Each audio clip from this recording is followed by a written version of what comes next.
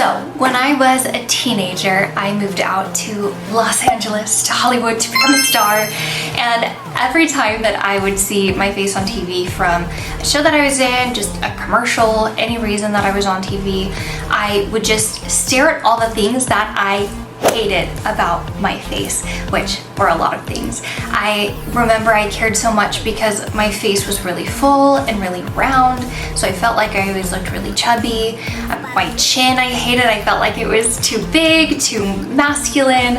I had like no lips. I was self-conscious about that, and so over the years I just compiled this list of things that after seeing myself on film I really started to feel self-conscious about. And before you tell me that I was being so mean to myself, because trust me, I agree, just remember that I was going into castings and auditions every week in a room full of 20 girls who were more beautiful than me, more talented than me, booking the same things that I wanted to book. And so I think as you're growing up as a teenager, I mean, that really does some things to your psyche that maybe in the moment you don't realize. You're just learning to be competitive and you're learning that you've got to bring something special to the table. But after years and years of hundreds of times of being told no to, I think it really starts to solidify in your head, especially because when I was living in Los Angeles, people care so much about what you look like, especially in the entertainment industry.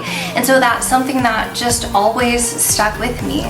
And so over the years of, again, compiling a list of all these things that I hated about myself, I finally went and I got a ton of procedures done when I was 24.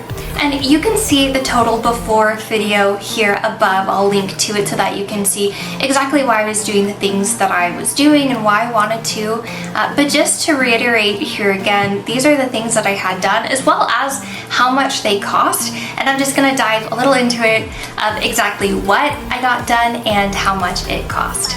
So I spent $4,000 on buccal fat pad reduction.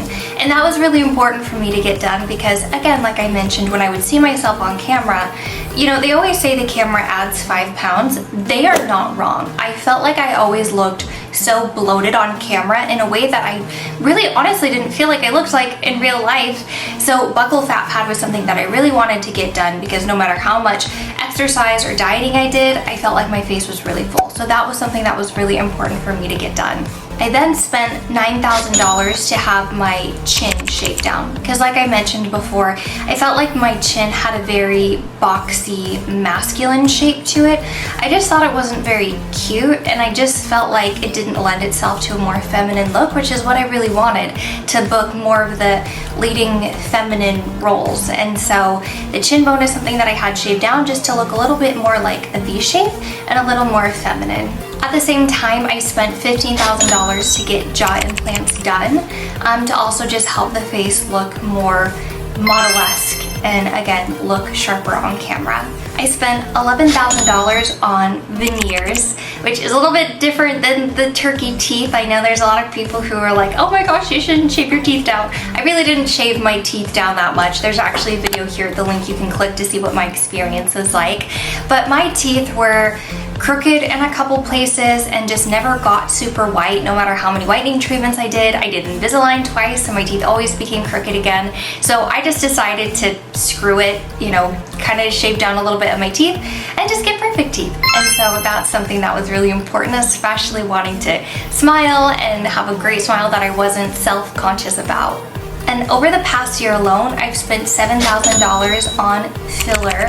Some places I've gotten filler has been under the eyes, my lips, my chin to make it a little more pointy, my smile lines, and then $4,000 just on Botox over the last year for maintenance, again, just for little smile lines, crow's feet. I have really big forehead wrinkles. My Botox is actually wearing off, so you can kind of see now. So after all has been said and done, I've spent about $50,000 on plastic surgery, which I know people say that that is a huge waste of money and that I really don't look that much different, but to me, it is worth every penny being able to look in the mirror every morning and really like who I see.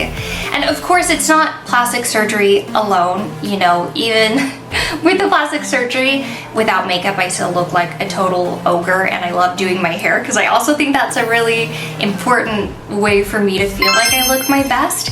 So it's the plastic surgery with a combination of knowing how to catfish my face really well, loving doing hair and clothing and all these things that kind of put together the persona of all the investment monetarily I've put into my appearance. But I think also the most important thing is confidence. Because I know I'm not a 10 out of 10, but I feel really happy that I've gotten myself to the best place that I can be with the way that I look, my physical body in terms of trying to exercise, eat relatively healthy. I still go to Taco Bell like 5 times a week.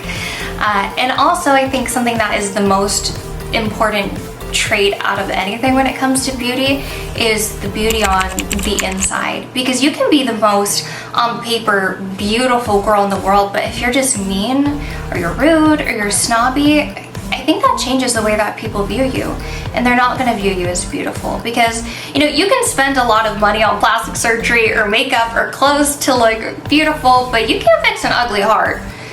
I mean, you can. It's like a lot of money in like therapy, maybe lessons on being nice to people. So I guess you can, and I think that you should if you're somebody who struggles with being nice to people.